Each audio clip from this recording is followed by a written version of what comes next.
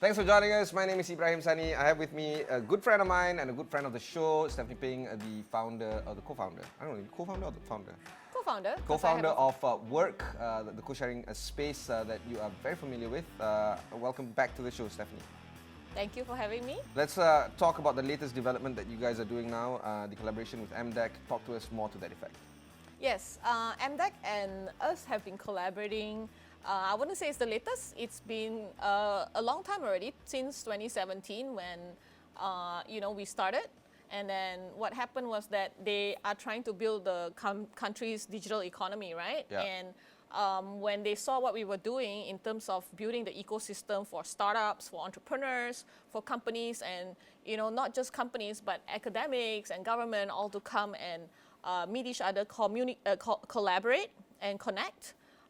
They realized that we are actually doing a lot of the work on the ground to help all these startups. So when they launched their Malaysia Digital Hub program, they conferred us with that status because they see that we have 7 of the required points that is needed to fulfill the Malaysia Digital Hub requirements. I don't remember all 7, but the important things that I can recall is that you need to, of course, have very good internet for the companies in there to operate. You have to have access to funding, access to training, and the most important one is that you have a very robust, thriving ecosystem of companies that are very supportive, that when you operate out of that place, you become more successful a lot quicker for the startups that they want to support. And what we see is that companies coming to set up shop in Malaysia, because there is such a, I would say, amenity or infrastructure of ecosystem for them to use. And I can quote, say, for example, a company from Japan called Signal. They're in our space, and we've seen their growth. They've been growing headcount after headcount, taking more and more of our space. And what they do is they do digital assets for the gaming industry, and they bring this expertise and talent from Japan as well as hire Malaysian workers. And from there, as you know, our animation industry is really growing very, very fast. And this kind of stories is very impactful because you get companies coming here to set up shop, and then bringing the talent from overseas, and then working with our local talent, and that creates more and more capability for Malaysia to fulfill this kind of services for the world outside, and then that creates more and more opportunities for Malaysian companies to do the same. Let's talk about WORQ Express then. How does that tie in with that kind of relationship that you have? Yes.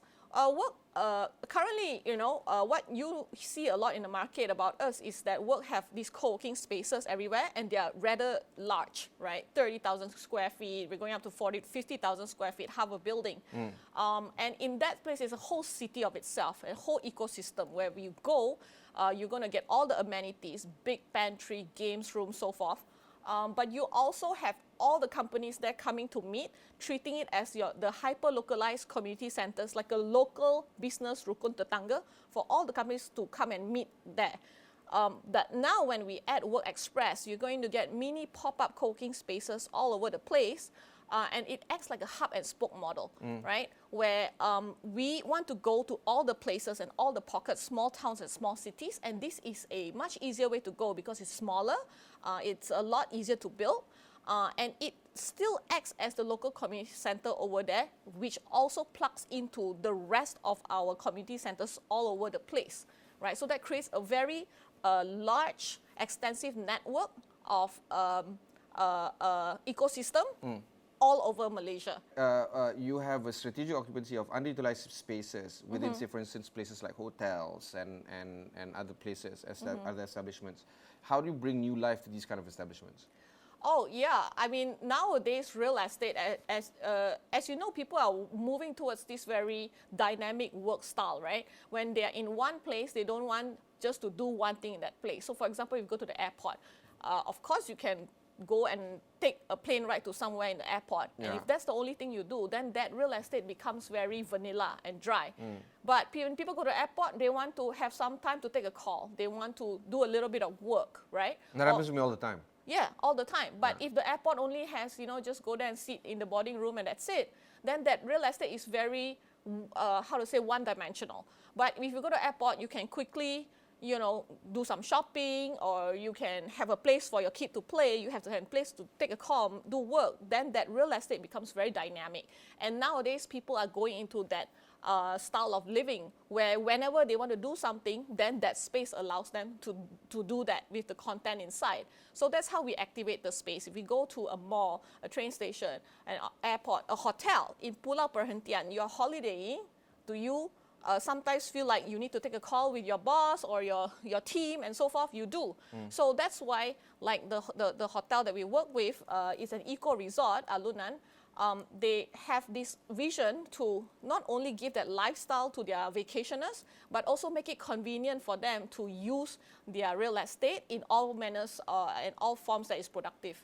So that's how we create a lot of value for the people who own just the brick and mortar and really liven up their space. Okay, and of course, with this in mind, do you feel that you're meeting the demands of the modern workforce? Do you feel that you're trying to get the essence of how things are going to be done post-pandemic, for instance, hybrid working, no fixed assets, that kind of stuff? Yes.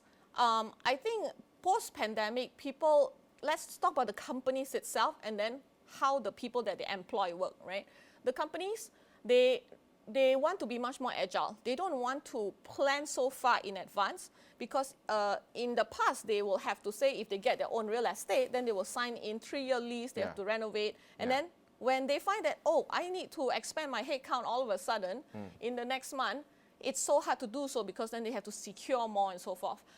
So the real estate is not fitting into their plans. In fact, they have to fit their plans into the real estate, right? This is the same as the airport example I gave you just now. If it's just for traveling, then I have to fit my plans to the real estate. But now WORQ is building the modern infrastructure of real estate everywhere, so that it fits into your plans, so that whenever the company needs to scale, it's very easy for them to do so.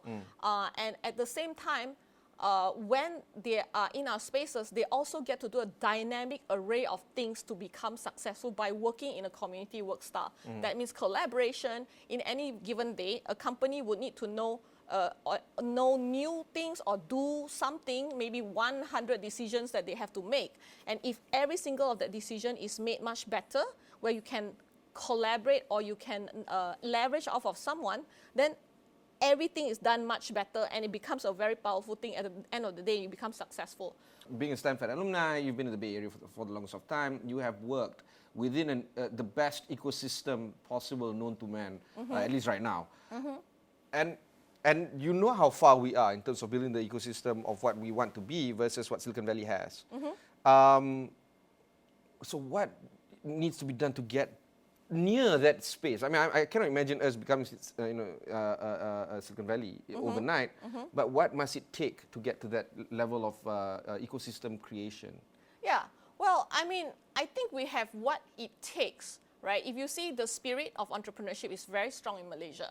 A lot of people have parents, and this environment in Malaysia is, it has the advantages that Silicon Valley doesn't have. The cost effectiveness is one thing, and for smaller companies, that's very important, because if you cannot compete on your costs, and therefore you cannot start up your company, then you got to go and work for someone else. So there's a lot of things that once we just put in place, you will see that entrepreneurship environment really grow, because people here in Malaysia have the aspiration, but all we have to do now really is to provide that environment, that ecosystem, that infrastructure as well, of making it easy for people to kind of start up a company and not making real estate very difficult for companies, and then helping them once they're inside to connect, collaborate, and to leverage off of each other. Because I'll tell you what is successful about Silicon Valley. The community work style is very powerful.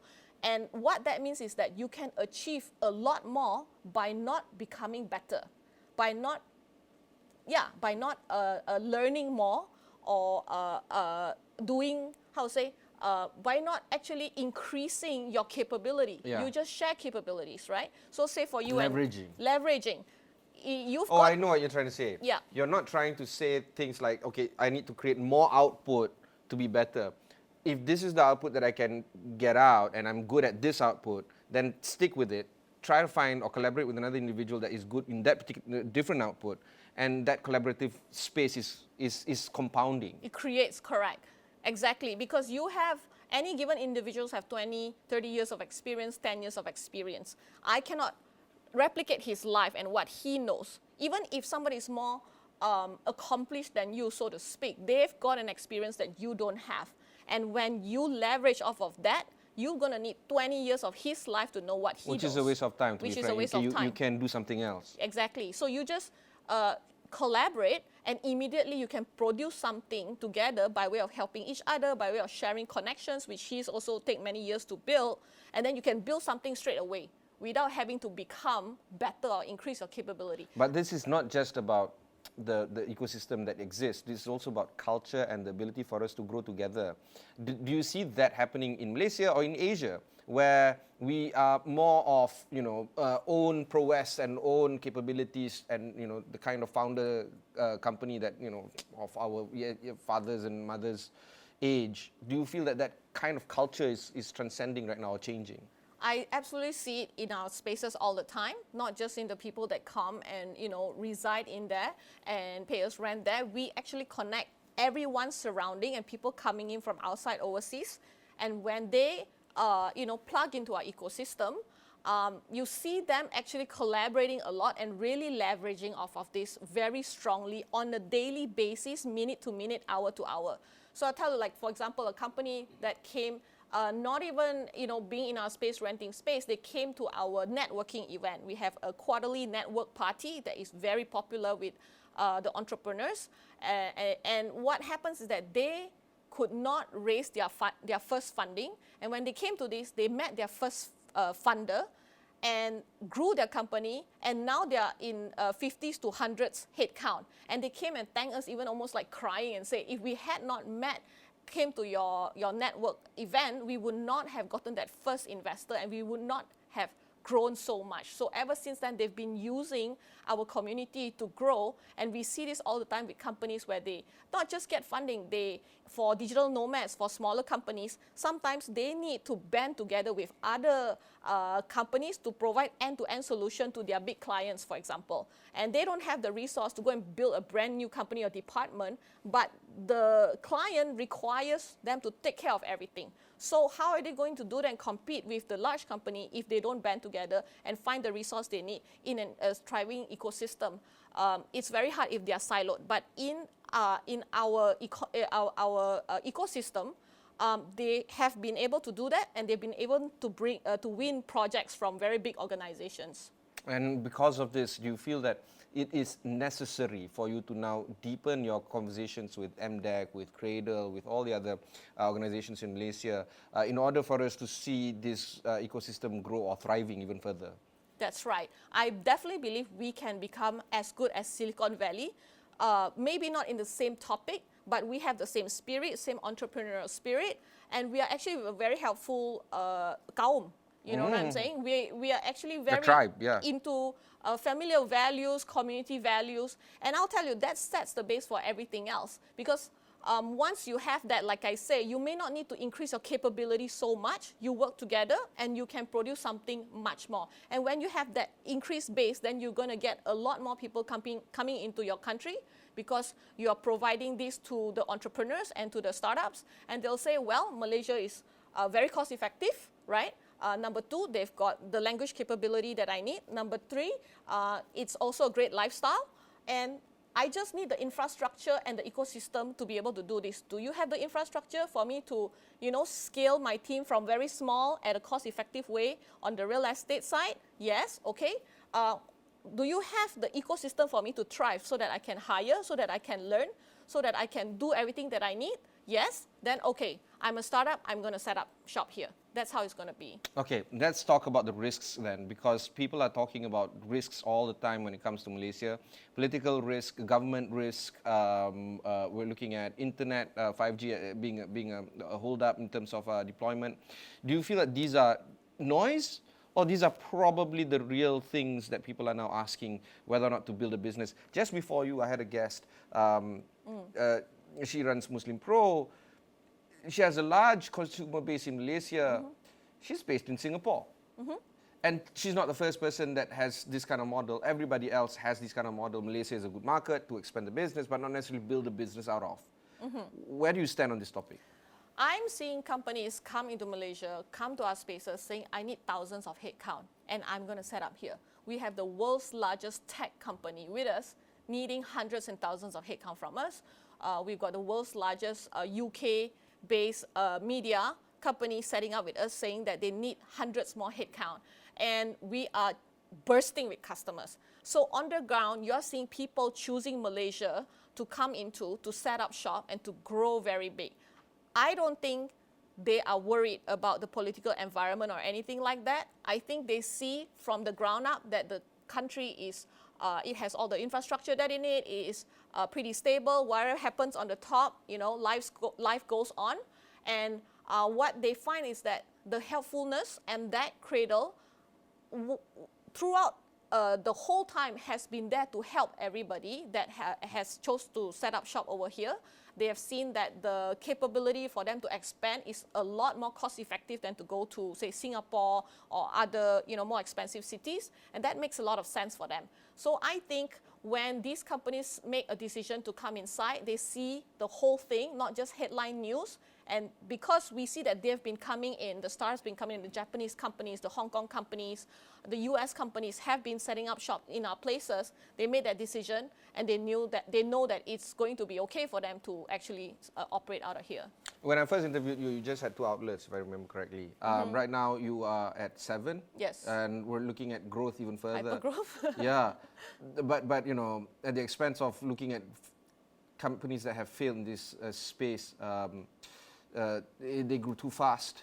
They opened up too many outlets, and then initially they had these many companies, including the 2 big ones that you have. One of the largest tech companies in the world is now with you. The UK media companies are also with you. How do you scale properly in a space where you can accommodate for more guests and get a little bit oversubscribed in terms of potential renters or tenants, but at the same time not put your company at risk, assuming any of these companies leave? Yes. How do you scale properly, right? I mean, if you see some companies, they scale very big, but I won't count their scaling because it's actually not, it's not making money.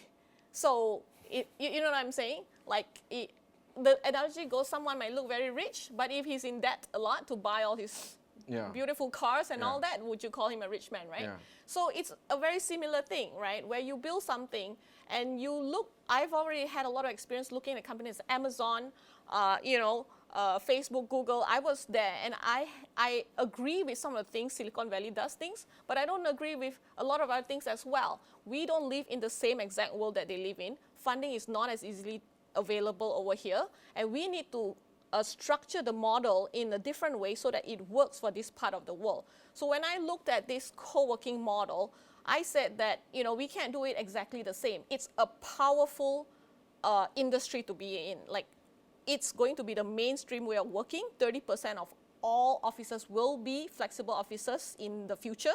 So basically, it is going to be the main way of working.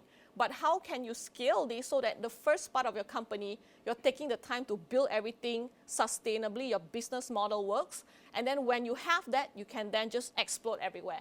So for example, I take the analogy of Amazon. In the first few years, they really built their infrastructure and their capabilities very strong. There's a lot of e-commerce companies at that point. There was Zappos, right? There was so many. Where are they now? And where's Amazon now? It's the same thing. Amazon's business model and our business model is very, very similar. We track their progress. We also track down to the minute details of how they do things, and that's how we also emulate that as well. Because of all the companies that I've seen, Amazon is one of the strongest and built with a lot of sense, and that's how we are doing it. No, of course, but you know, at least you're nicer than Jeff Bezos. I've seen him. Like, I've never met him. Yeah, but and you have a lot more hair than him. Thank you. So to close this conversation, where do you see your business moving in the next few months, considering that you're building a lot, and you're breaking a lot of things as well, because to disrupt is crazy. But at the same time, the macroeconomic conditions right now is not favorable for office space. There's a lot of office glut here in KL. I think it was you who told me something like 2 million square feet, something like that.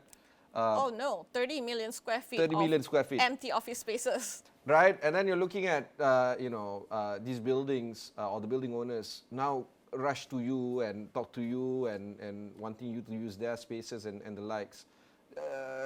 It seems like you're the hot stuff right now, and you can command better economics for yourself in terms of growing your company. Is this going to be favorable for the next few months? For the next few decades, right? Because there's 30 million of empty, unused office spaces that actually, I can tell you, it's a huge danger to the economy, because that's a huge capital destruction. But they're building some more. I can see it around my They're area. also building some more, that's right. And it's not about don't build or build. It's about that, okay, I'll give you an analogy, right? Nowadays, I want to sell my car already, because I don't want to own my own car, but doesn't mean I don't want to use my car. Yeah. Right? I just want to use it in a new way, which is the ride-sharing way. Yeah, so car lah. So, just get a Grab whenever you need to use it and give it back after your ride, right? And it's not that people don't want to use office spaces. It's more that they don't want to use it in the old format. They don't want to own the car. They don't want to own the office space. They just want to use it, and whenever we use it, it's there. Yeah. So what we are doing is to build a modern infrastructure of this thing, so that when companies come inside, they have this infrastructure to use. Let me ask you, if you go to a country and there's no electricity, are you going to set up your company there? No way, right? So that's all in the past, right?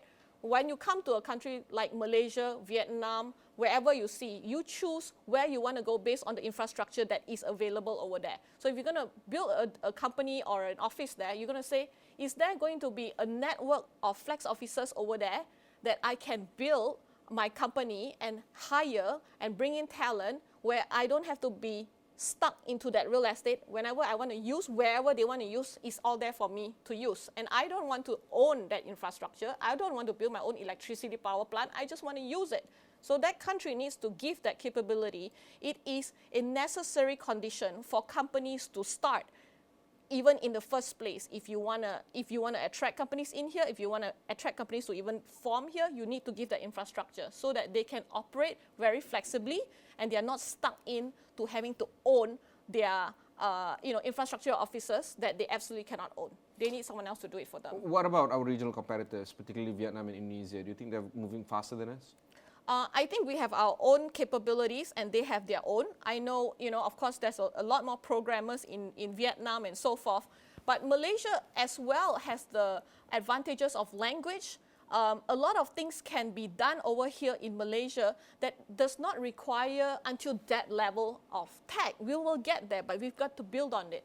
So, for example, I know the largest tech companies, they're setting up shop here because of our language capability, because of our cost, because they can hire a lot of these people to do what they need to do on a large scale, right? So we see this on the ground, where companies come in and set up shop here because they have what they need over here, the manpower requirements. And when they do all these things, they're going to be able to give back to the ecosystem by way of osmosis, by way of influencing the economy, and we are going to be able to build up from that point onwards. So when you look at the neighboring countries, we need to work with them. I just went to the Hong Kong Trade Development Corporation's event for cross-border collaboration. Every country is going to have its own unique set of capabilities. ASEAN may be different countries, but it's a whole region. And if we work together, then a big company is going to say, I'm going to have certain capabilities and function in this country. I'm going to have other capabilities in function in that other country. And I'm going to need them all to talk together. And I'm also going to need all the support on the ground level, because that big company cannot actually go and be so detail-oriented. They need all that support in order to be successful in each of these different countries, and they have to make ASEAN as a region successful for them. That's why I always say, for me, Malaysia is just the first stop. It's my home country. I love it. I'm going to help it. But the rest of Southeast Asia is part and parcel of Malaysia's growth. So you're talking about regional expansion very soon?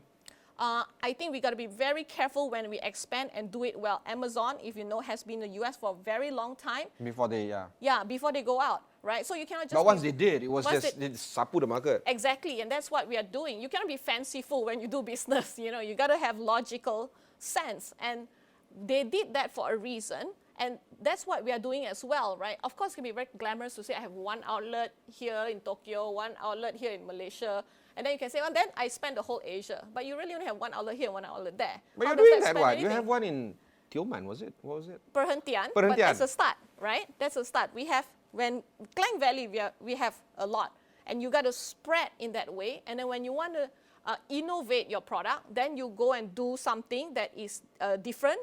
And How's that for coming us, along, the Perhentian it's thing? great. It's actually the meeting hub for all the, so you know Perhentian, they have all these vacationers, divers, pulau, perhentian besar, kecil and all that. And they then don't drive over there, they take the boat, right? Mana boleh drive, yeah. It's like, Exactly, yeah. boat is their highway lah. So when they have this work at Alunan Resort, what you get is all these divers, vacationers, whenever they need to use a proper office space or take a meeting or work, they take the boat in, they don't even live in the hotel or stay in the hotel.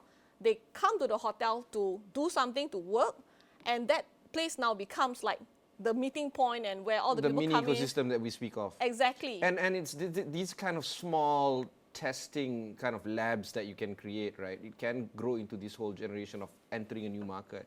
So I can't wait for you to enter a new market. I really can't. But at the same time, I know that when you do, you're going to be doing so in a very carefully calculated move. So when's the timeline, Stephanie, in terms of entering a new market? Timeline. We are going to double our square footage by the end of this year, and we have already Double. Yeah, double by the end of this year. We are already halfway there. In about the next decade, up to 3 million square feet in Malaysia alone. So I mean it when I say this is the main way of using real estate, because e-commerce, for example, 20 years ago, only 2% penetration rate at that point. Okay. Now it's 21% or more penetration. Most people buy things online. Yeah, in fact, it spiked during pandemic. Of course, now it has settled down. But even when it's It's gonna settling keep down, going it's up. still 20, yeah. Yeah, you know, you're going to be shopping more way in the future. This is the trajectory of flex office spaces, right? It is now at penetration rate of 1% only in Malaysia.